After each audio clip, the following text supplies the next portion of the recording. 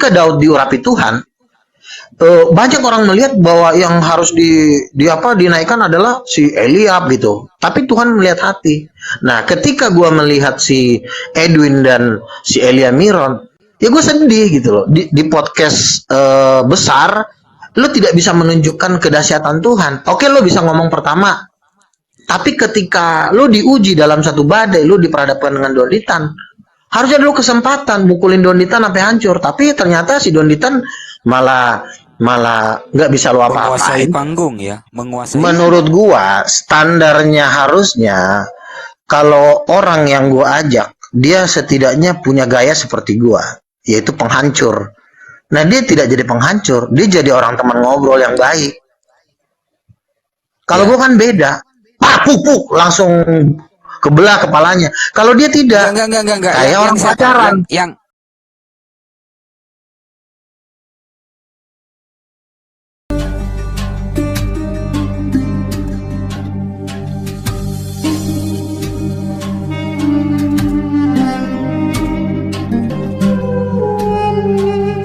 menguasai Iya panggung dong. ya.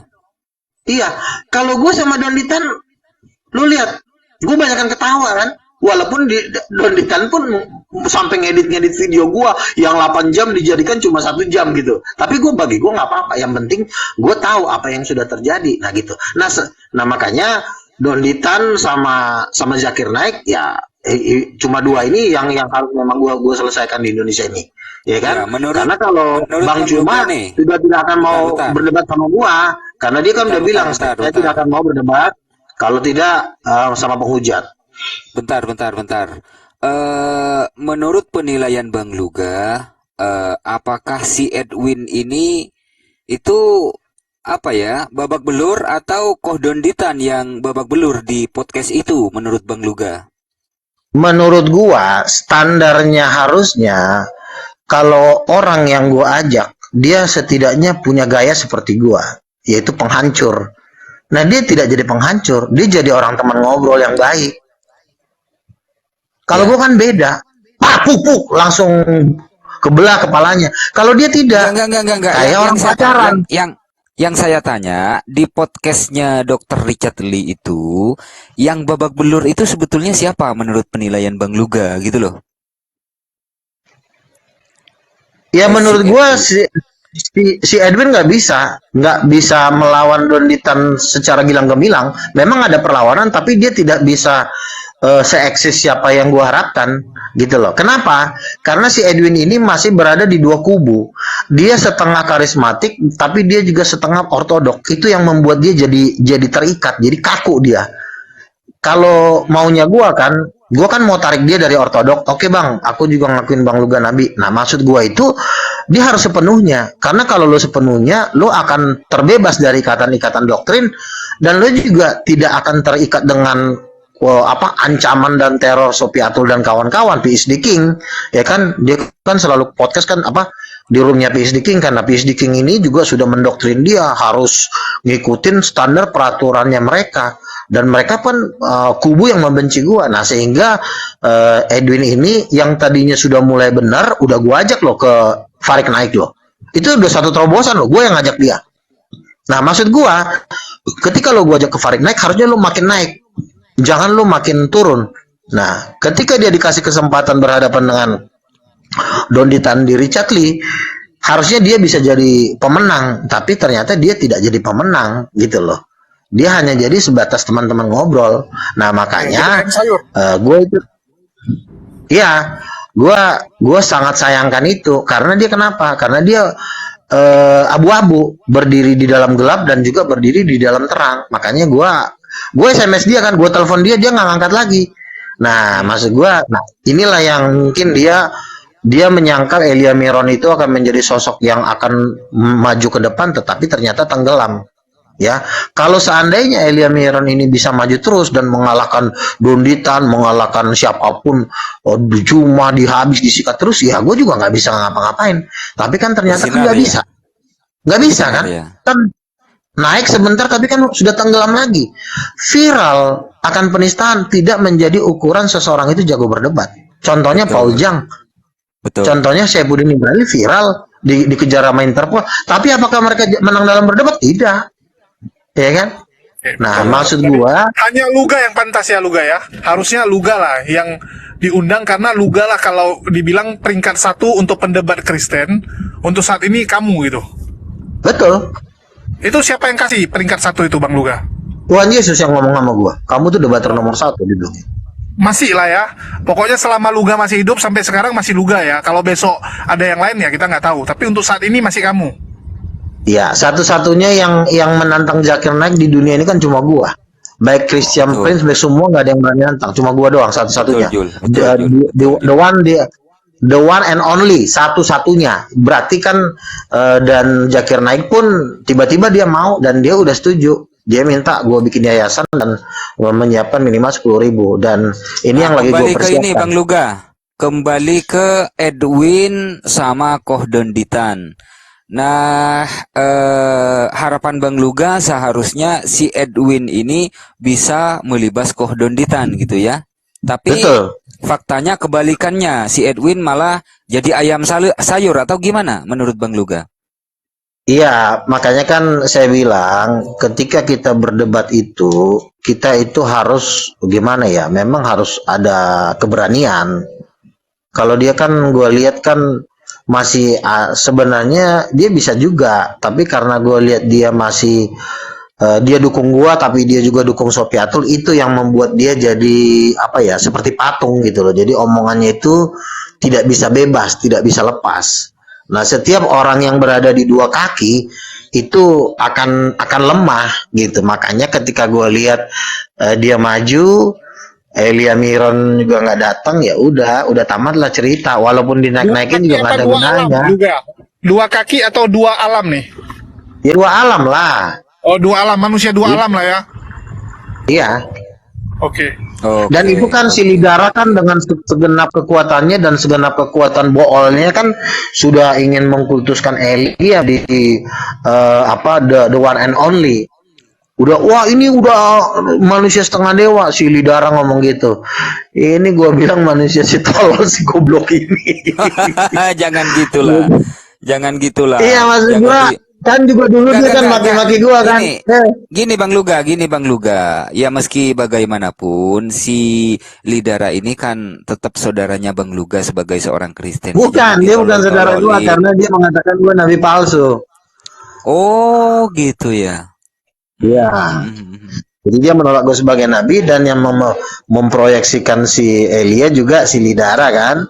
Mau disuruh ke Amerika, ya gue bilang lo aduh gimana sih, ya, ternyata lo berada di kubu setan gitu loh kan. Dan Elia juga kan tidak mau dibaptis Islam.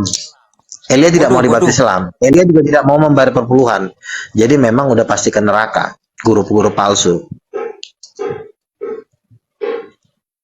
Sama itu dengan si Rudi sama. Oke, ya. Oke, kita udah dapat statement. Kita udah dapat statementnya, udah kita rekam. Nanti kita akan bantu viralkan, ya. Kita usahakan agar video ini, ya, agar statement Luga ini bisa sampailah ke Deddy Corbuzier, Denny Sumargo, atau siapapun lah yang punya podcast lumayan ramai. Dr. Richard lah, biar utamanya mereka tahu yang utama kan Dr. Richard, Jul. Ya, biar dia menebus kesalahan dia lah. Ya, nggak adil soalnya. Masa yang Muslim dia undang yang kelas berat, yang Kristen dia undang yang kelas seperti itu. Ya, kasihan lah yang Kristen, malu, ya. Lantaran diwakili oleh orang yang nggak punya kapasitas. Masa kelas Donditan dipertemukan dengan yang gituan? Ya minimal pendeta lah, pendeta besar gitu. Iya, jadi kan juga. Betul. Masa kelas ayam sayur yang jadi utusan ya pelangap-pelongo lah. Song cai, mang cai, kola pelangap-pelongo. Aduh, Bang Luga, aku udah dapat 12 menit. 12 menit aku viralkan ya, Bang Luga ya. Mudah-mudahan ditonton oleh Dr. Richard Lee ya. Saya rasa juga gini loh. Saya rasa juga orang Muslim juga lebih setuju dengan saya, karena kan ketika kita menghadapi Donditan ya yang bisa dikatakan satu level di bawah Zakir Naik lah ya, artinya kan harus juga kita hadapkan dengan orang-orang yang memang pejuang top Betul. gitu loh kan. Kami pun nggak Nah, senang loh, Ga. Jujur ya. Kami iya, pun nggak mau gitu lah loh. menangnya itu dari kelas kroco gitu kan. Contoh nih, ya masa kita diwakili sama yang kelas berat, tiba-tiba musuh kita pakai yang kelas kroco, kan nggak adil juga. Kita menang pun nggak Iya. puas itu. Nggak ada kebanggaan. Betul. Gini loh, Jul. Jadi Kita tuh kan jadi kita tuh bangga ini kalau bisa menang ini lawannya sendiri. besar. Sebentar. Jadi ini sendiri bukan pembelaan atas diri saya, tapi pembelaan atas semua hati yang ada di Indonesia. Ketika kita misalnya menghadapi seseorang yang singa, itu kita suruh maju yang memang kucing gitu loh. Ya, jangankan orang-orang yang Buddha pun nggak akan setuju. Jangankan orang Kristen, orang Buddha, cari orang yang memang singa lawan singa gitu loh. Kalau singa lawan singa kan kita pun kan nontonnya enak gitu. Oh, artinya juga tidak ada yang ini. Nah, ini yang disuruh maju juga Sayur. yang apa gitu loh kan, yang memang baru main. Tapi memang yang baru main ini dianggap dewa bagi kelompok dari hiena-hiena, anjing-anjing hutan. Ya mereka kan anjing hutan. Memang rasnya mereka beda. Kalau gue kan rasnya kan memang singa Yehuda. Ya beda spiritnya. Ini Ras guru palsu. penilaian. Ya, artinya begini loh. Artinya begini, nyali daripada Luga Tambunan ini jauh 10 tingkat di atasnya Bom-Bom, di atasnya Lidara, di atasnya Kiamat, di atasnya Elia, Edwin. Itu 10 tingkat masih levelnya gitu loh. Jadi saya Ya, juga jam terbang juga, pengalaman iya, ya. jam Pengalaman juga terbangnya jauh. juga beda gitu. Kalau Bang Luga ini kan ke tempatnya Pak Menahem Ali berani dia. Ya punya nyali dan memang Bang Luga ini nyalinya ini super duper gitu loh. Berbeda dengan si Bom-Bom, Kiamat, Sob Katul, terus si Cepot, PC The King. Itu masih amatiran itu. Ya, Ya, itu lanjut, cuman Jul. kelas inilah, cuman kelas Salam menghujat supaya dapat duit. Waalaikumsalam. Halo. Penguasa udah datang nih. Penguasa dari Lampung, ngeri. Ya, Lanjut intinya aja, Bang, itu dulu, ya, Bang. kami juga nggak senang lah kalau istilahnya kita tuh menang dari kelas kroco ya. Malu juga kita kalau menang tuh cuman dari kelas kroco. Jujur ya. Sama kayak kita misal bertanding nih, yang kita lawan cuman ikan teri. Ya malu kita kawan. Kita tuh kan pengennya lawan yang besar. Iya, kalau lo lawan yang besar pun kan artinya kan lo juga dapat duit lebih besar. Lo juga akan dapat kemuliaan lebih besar. Tapi kalau yang lo lawan juga orang-orang gila. Gua jatuhnya sahamnya Richard Lee itu jatuh, 80% bisa jatuh, 30% bisa jatuh, akhirnya dia tambah miskin. Jadi makanya sama kayak gini, memang kita teman-teman ya. bukan tujuannya uang. Tunggu, aku Tujuan mau kita bilang memang dulu, bukan uang, tapi Ya, tapi sama tidak kayak bisa kita misalnya- dipungkirin. Ya, kayak kita misalnya Real Madrid nih. Real Madrid kalau disuruh lawan Persija Jakarta gitu, ya menang pun ya biasa aja gitu, nggak ada wahnya kan. Ya, menang pun hal yang biasa gitu, nggak ada kelebihannya. Ya harusnya lawannya Barcelona gitu kan. Menang pun bangga kita jadinya. Kalaupun seri, ya sudah gitu. Ini kalau cuman, aduh, mohon maaf ya, kita juara dunia masa lawan kelas Liga Tarkam gitu. Nggak ada kebanggaan, sama kayak petinju gitu. Kamu sudah juara dunia, tiba-tiba kamu lawan anak kecil, ya nggak ada enaknya. Oke, intinya Luga lah yang pantas ya. Oke, lanjut. Aku mau masuk ngobrol dulu. Aku silent ya. Lanjutin lah kalian. Oke, jadi memang Aku ketemu hal orang ini Luga. saya Bang Luga hal bentar, ini Bang saya Luga katakan bentar. bukan untuk pembelaan diri saya, bukan untuk bukan untuk biar saya naik. Toh juga dari dulu juga saya udah naik, tapi jangan kita jadikan ajang debat itu buat ajang bercandaan. Yang kita ngomong ini bukan setan, bukan Lucifer, bukan gembel yang kita omongin. Yang kita bahas ini Tuhan. Jadi tampilkan yang terbaik, tampilkan orang yang memang dipilih Tuhan. Jangan biarkan orang-orang gembel masuk ajang debat. Jangan biarkan. Ya, saya rasa juga orang-orang Muslim juga begitu. Pasti pilihan yang terbaik. untuk menampilkan, Tuhan. mempresentasikan agamanya. Jadi jangan tampilkan orang-orang gila supaya kita pun nggak rugi, kita pun nggak kecewa. Kita ini kan mau maju, seluruh Indonesia ini mau maju, mau presidennya kayak mau rakyatnya. Makanya kita harus tampilkan yang terbaik. Nah, saya sebagai senior menilai bukan karena untuk membela diri saya. Tolong jangan tampilkan manusia-manusia seperti ini karena manusia ini penakut semuanya. Tampilkan kalau ada yang lebih dari saya silakan, nggak harus saya kok. Kalau memang ada, silakan gitu loh. Tapi yang memang benar-benar sistem libas gitu loh. Jadi Ya. ya saya pun kalau memang ada yang lebih hebat, silakan. Kenapa saya harus memaksakan diri saya? Gitu. Tapi karena memang saat ini memang saya juga merasa itu pertandingan yang tidak fair ya saya harus ngomong gitu loh. Jangan Ya, pilih setuju. orang-orang seperti itu. Gitu. Saya setuju Bang Luga, ya karena yang saya amati loh ya, seperti misalnya yang sudah diundang ya kan, itu kalau di TikTok, wah garangnya minta ampun Bang Luga, seolah-olah nyali itu cuma dia yang bernyali gitu kan, kalau di TikTok, kalau live di TikTok, tapi giliran giliran bertatap muka ya kan, face to face bertemu langsung, malah pahanya dirapatin. Ini kan apa ya, menurut saya nggak sinkron gitu loh. Nyalinya itu tidak segarang pada waktu di TikTok. Masa laki-laki pahanya dirapetin gitu kan, kurang sangar gitu Bang Luga. Lu bisa aja. Itu emang kenapa sih? Kenyataannya begitu kok. Bang Dolphin minta waktu sebentar boleh nggak Bang? Lanjut. Apa kabar Bang Yuas? Alhamdulillah sehat Bang. Aku udah lama Bang nggak masuk Bang. Aku juga lagi nggak ada kesibukan, makanya saya coba masuk TikTok dulu. Oke, lanjut. Boleh Bang ya, minta waktunya Bang. Lanjut. Bang Luga, selamat malam. Selamat malam Bang Yuas. Iya, gimana kabarnya? Sehat. Luar biasa lah nih Bang Yuas nih. Iya, lu gua telepon kemarin nggak diangkat-angkat sama Bang Luga ini. Kemarin di mana gua ya? Oh, kemarin pas malam Natal aku dari malam sampai jam 2 tuh ngobrol tuh sama temen tuh, jadi nggak sempat melihat handphone itu. Oh, tanggal 25 tuh Natal ya, bukan hari mualaf dunia, bukan ya? Tanggal 25 kan sekarang. Ya Oh, kan? Natal itu ya. Malam Kirain Natal, saya- malam Natal tanggal 24. Oh, Malam kiraan Natal. saya tanggal 25 tuh tanggal hari Iya, mualaf tanggal 25 dunia. kemarin ya.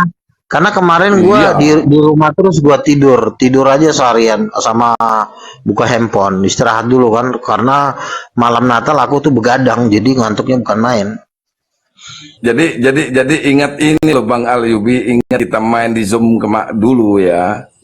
Saya tuh pengen pengen melanjutkan, ada yang terputus yang saya obrolkan sama Bang Luga itu.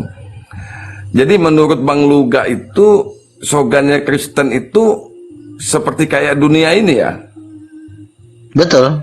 Jadi sebenarnya kopian bumi itu kopian dari sorga.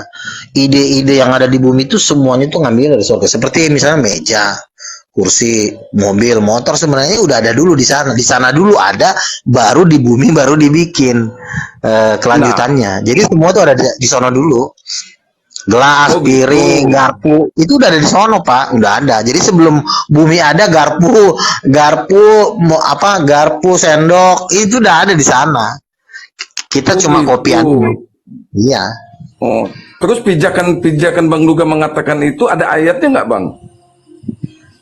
Kan Yesus berkata, jadilah kehendakmu di bumi seperti di sorga. Jadi makanya Yesus itu jadi manusia ya karena Yesus pun di sorga, Yesus pun Tuhannya pun berbentuk manusia di sorga, berbentuk seperti laki-laki. Ya jadi memang semua itu, dan orang yang dibawa ke sorga juga sama. Yang dilihat ada rumah, ada mall, ada pesawat, ada mobil.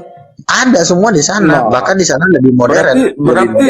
Berarti banyak karyawan juga Bang, gede juga gajinya Bang kalau karyawannya di surga di sana Bang. Kalau karyawan di sorga kan para malaikat, jadi di sana bukan sistem gaji lagi, karena di sana udah tetap harta orang di sana sudah tetap. Ketika kita masuk sorga, kita nggak perlu cari duit lagi, karena duitnya Kalau kita kumpulkan 1 triliun di bumi, ya duit kita di sorga 1 triliun. Kalau kita kumpulkan cuma 10 miliar, ya duit kita di sorga cuma 10 miliar. Jadi tergantung berapa yang kita kumpulkan di bumi, segitulah kekayaan kita di sorga. Oh gitu. Nah, andai kata nih Makanya, Bang, andai kata. makanya diharuskan ketika kita punya kekayaan di bumi itu dihabiskan untuk pelayanan, habiskan untuk penginjilan supaya ketika kita ke sorga harta kita itu menjadi tetap. Yesus berkata, kumpulkanlah hartamu di sorga karena ngengat dan karat tidak akan, maling tidak akan bisa mencurinya. Jadi kalau sudah misalnya gitu. di sorga udah 10 miliar, udah 10 miliar itu kita pakai untuk selama-lamanya, kira-kira gitu. Oh gitu. Nah ini andai kata kita berumpama ini Bang ya, mohon maaf Bang ya, saya ini nanya serius loh Bang, berumpama. Nah misalnya nih Bang Luga ini kan masih bujang nih, katakanlah bujang tulen nih. Andai kata Betul. Bang Luga besok meninggal umpamanya. Nah terus Bang Luga di soganya Kristen ya kan. Nah Bang Luga bisa kawin lagi nggak di melanjutkan pernikahan umpamanya kalau Bang Luga nggak dapat di dunia melanjutkan pernikahan di sorga, bisa nggak Bang? Jadi gini, keadaan di bumi dengan keadaan di sorga berbeda. Ketika kita sudah masuk ke sorga, maka rasa-rasa nafsu itu sudah tidak ada. Jadi di sorga itu kenikmatan kita nomor satu adalah memandang Tuhan dengan segala kemegahannya dan menyembah Tuhan. Itulah kenikmatan kita di sorga. Jadi kenikmatan seksual itu tidak ada di sorga. Karena sebenarnya seksual itu adalah gambaran dari ketika kita, umat Tuhan itu seperti perempuan, Pak.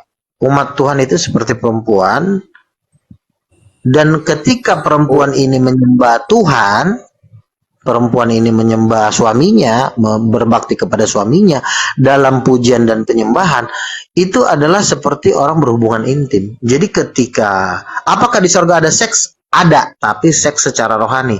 Seks secara rohani itu adalah worship, penyembahan kepada Tuhan. Makanya di sorga kenikmatan yang tertinggi adalah menyembah Tuhan. Tuhan sendiri pun kenikmatan tertingginya adalah disembah. Karena ketika kita menyembah Tuhan, di mata Tuhan kita itu seperti perempuan cantik. Tuhan itulah suami kita. Makanya di dalam kitab Yesaya Yeremia dikatakan Israel itu adalah istriku. Akan kujadikan istriku sampai selama-lamanya. Makanya ketika bangsa Israel menyembah Allah lain, Tuhan cemburu.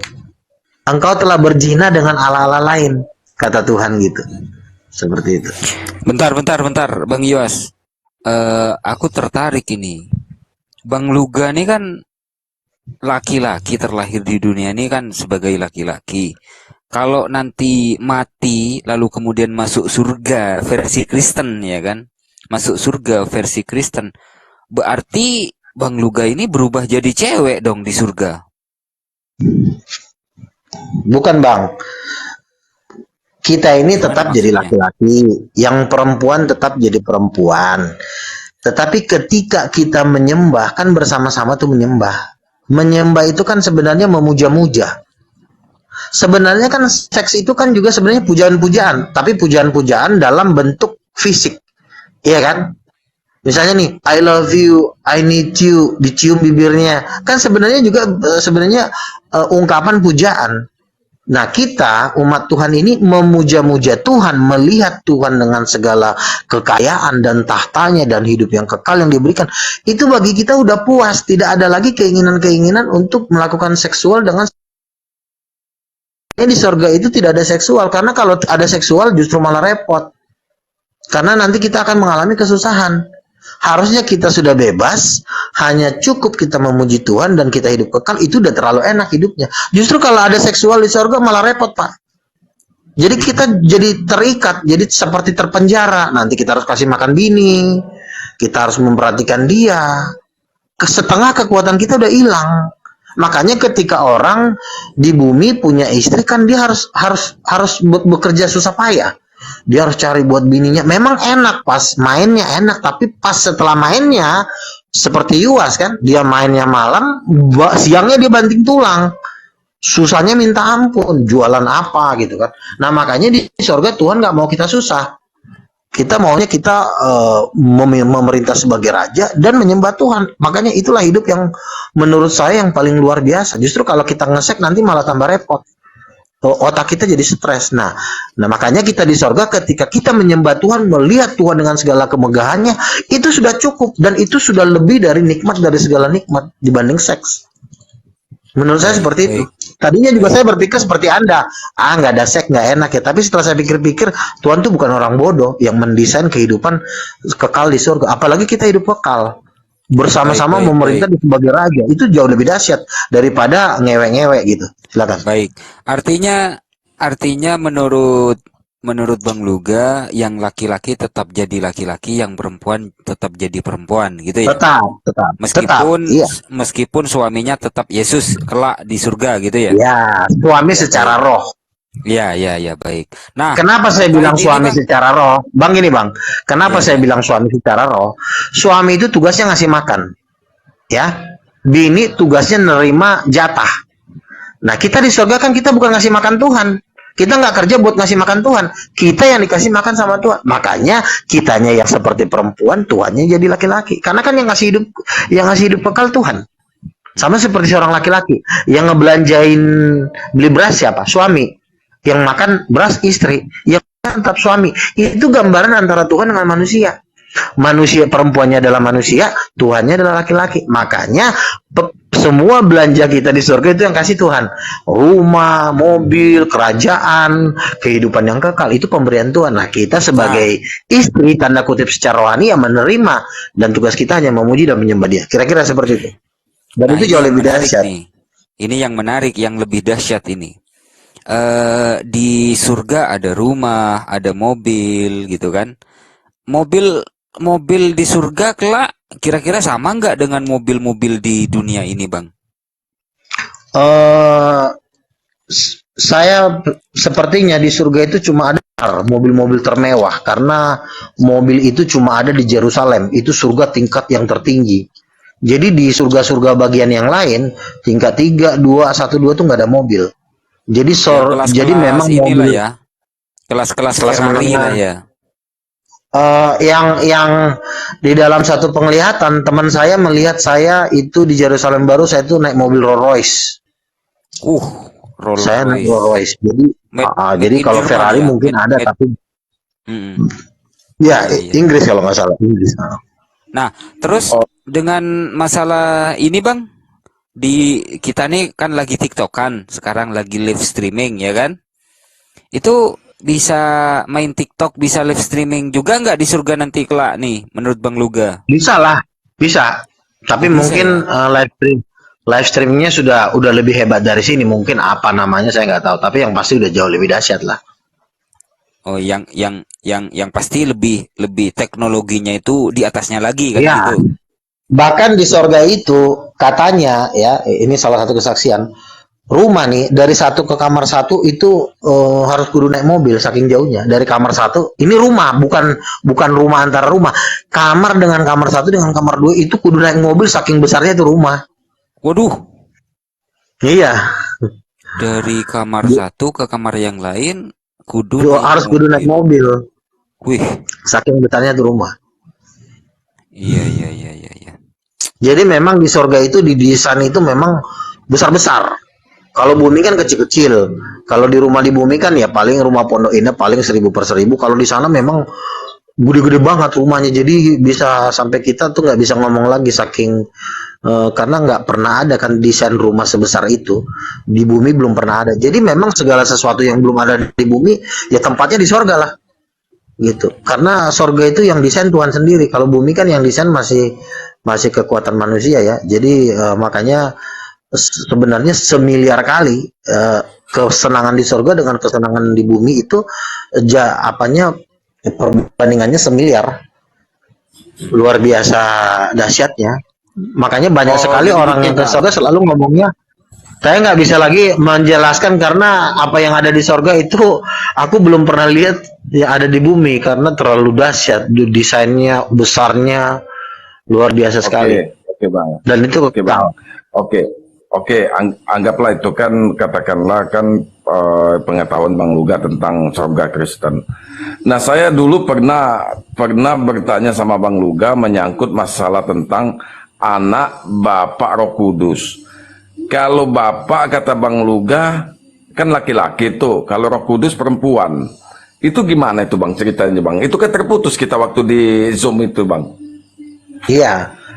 Kalau kita tanya nanti pakar-pakar teologi ya seperti Sofiatul dan kawan-kawan, itu otaknya belum sampai ke situ. Karena itu sebenarnya pelajaran tingkat tinggi ya. Itu bisa dikatakan pelajaran-pelajaran di kalangan profesor-profesor Kristen lah ya, bukan di kalangan guru-guru. Ini udah kalangannya udah kelas-kelas tinggi. Makanya yang bisa mengajarkan Yesus Roh Kudus itu perempuan kan diapologetkan paling cuma saya ya, hampir nggak ada ya. Dikatakan, tapi saya pun dapat pengetahuan ini juga dari nabi-nabi yang sudah memang turun naik surga bumi. Ada satu bukunya saya juga belajar dari dia juga, dan memang itu memang benar. Jadi memang Roh Kudus itu suaminya Allah Bapa, Roh Kudus itu istrinya Allah Bapa. Jadi dia itu sosok wanita. Kan pijakan Abang mengatakan seperti itu Bang, itu kan paling tidak kan ada ayat-ayatnya Bang untuk mendukung pernyataan Abang itu. Abang kan mengatakan bahwa anak ya kan, bapak adalah seorang bapak, seorang laki-laki.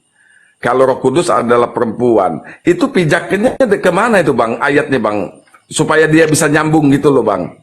Begini, Tuhan itu kan dia kan Allah yang maha cerdas ya. Jadi dia kadang-kadang memberikan ayat itu tidak secara jelas, tapi sebenarnya kalau kita rangkai itu jelas.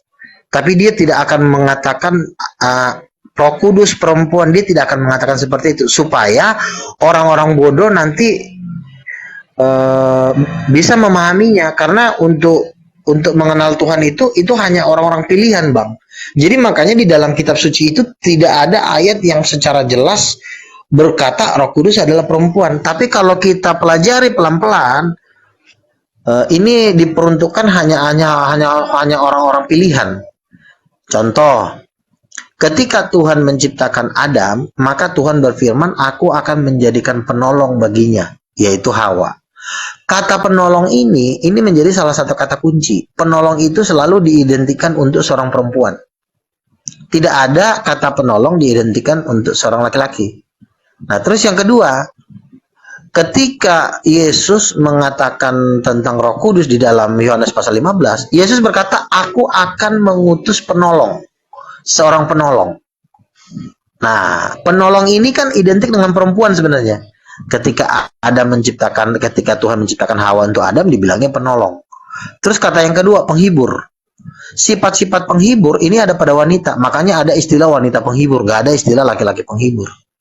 Nah, Yesus berkata dalam Yohanes pasal 14, "Aku akan mengutus seorang penghibur yang akan menuntun kamu ke dalam seluruh kebenaran." Itu satu sifat perempuan ya, penghibur dan penolong. Terus sifat yang kedua dari perempuan adalah dia penurut.